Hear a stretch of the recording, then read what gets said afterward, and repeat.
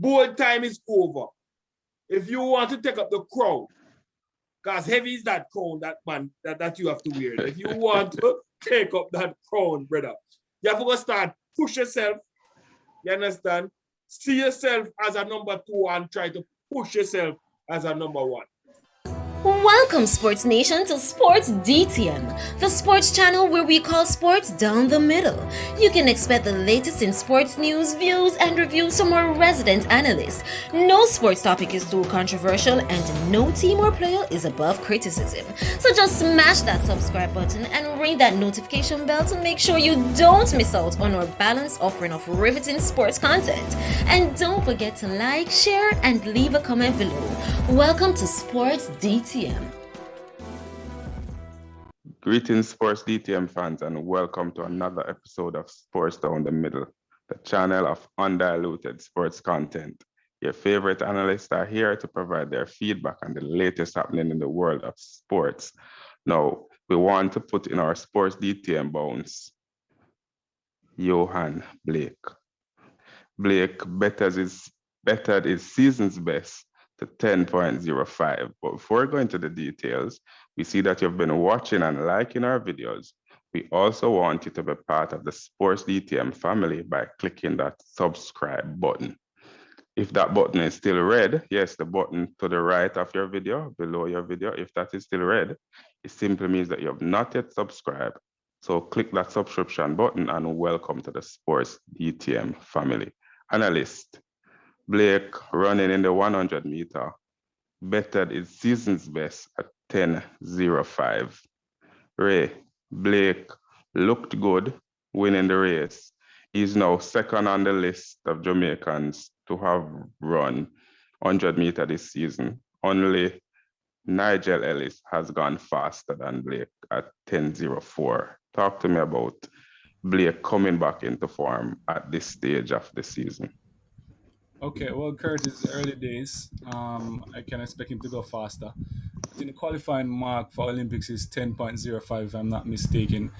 And it's pretty much just qualify, and unless this is a ratified meet in such that you put down that time and that goes towards you making that qualifying mark for Olympics. If so, then that time that Blake put down is one that allows him to actually automatically qualify from a standard standpoint.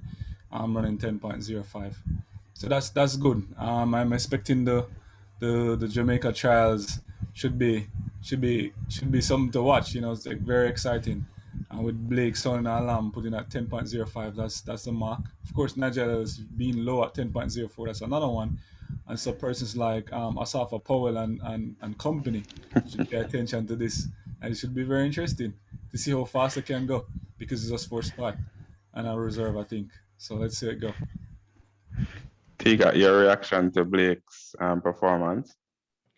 I guess Blake is sounding the alarm, saying that I'm still out there. 10.05. I think that's good. His first run. Yeah.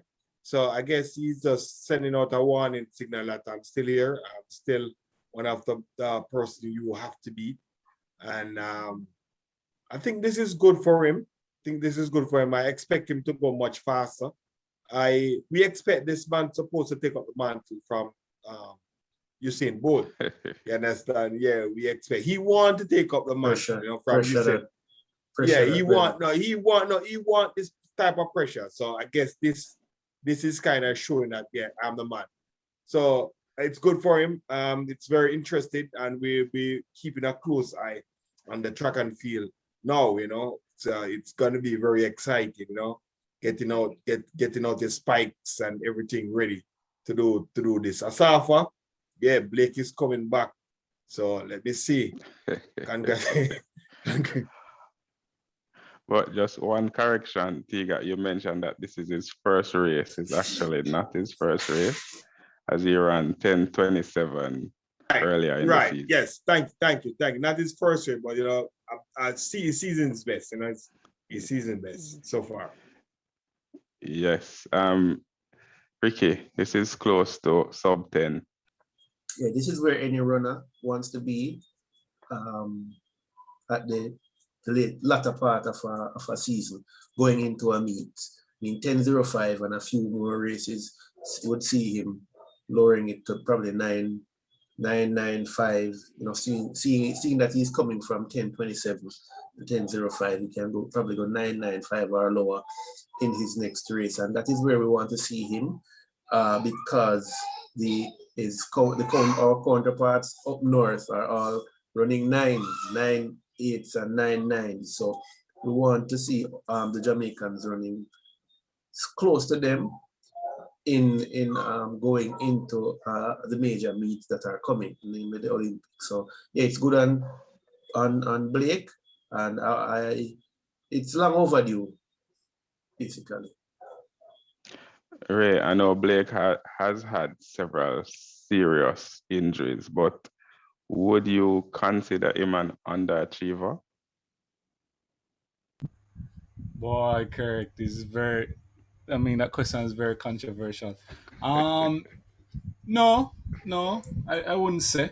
I mean, he might wish he achieved more. But I wouldn't say, because Blake, like a lot of athletes during that time with Usain Bolt, you can't be too hard on yourself, because you were up against somebody like Usain Bolt, who was magnificent, and as such you can't really discredit or put down what kind of work you have put out during that time.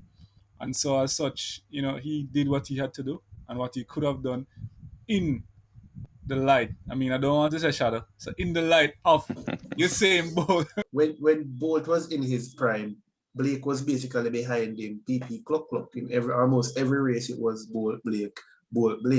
So we could probably say, if I were for Bolt, even though I think he has said it before, if I were for Bolt, Blake would have been probably the world #1 sprinter right now. But yeah, him not underachieve. He's not an underachiever. Tigat, it's good to see a known sprinter back at it, putting up his hand to say, "Oh, I'm ready for the Olympics." I know he mentioned that he's not willing to take the vaccine. I don't know if he has changed his mind on that, but it's good to see him running, which means him have all intention of going to the Olympics. Yeah, I was about to ask that question, if he decide to take the vaccine, but let's wait and see. But it's good to see that he's in top form and he's performing. Hopefully get some more meat under his belt so he can lower his time as well. Ricky said, But it's good to see that a top athlete performing. And to the point that you were saying that with the Bolt and Blake issue, I think I think Blake need to just satisfy that he was second behind Bolt. Blake need to be satisfied that he's behind Bolt, because he was one of them that pushed Bolt to the limit. Now, imagine if Blake was on top, who would have pushed Blake? You understand? No, because Bolt left, he might push himself, say he need to achieve more, and this is what we want to see. You understand? Bolt time is over. If you want to take up the crown, because heavy is that crown, that man, that you have to wear. If you want to take up that crown, brother, you have to go start push yourself. You understand? See yourself as a #2 and try to push yourself as a #1. The Jago star is back, right? And there's also Fort who came on and said there's no rival. So are you looking forward to that clash for national championship? Yeah, man, most definitely. I don't believe the rival thing, because you must have a rival, because there are so many spots. But naturally, you're going to rival for the spots. And everybody has to step up. There's no more Bolt. So somebody have to step up. We need a savior on the male side. So one of these athletes has to step up and try and give us the gold medal, or even try a medal. We need them. So they should have rivals. They need to be that competition within the camp, so we can bring it to the world and try and get a medal, definitely. So there you have it, Sports DTM fans. A look at Johann Blake's performance in the recent JAAA qualifying meet. Let us hear from you. What are your thoughts on his run? And what are your thoughts on his competition heading into the national trials and the Olympics? Leave those comments in the comment section below. Remember to like, to share, and to subscribe. This has been another episode of Sports Down the Middle. Tell a friend to tell a friend to tell a friend to come and join the Sports DTM family. Be blessed.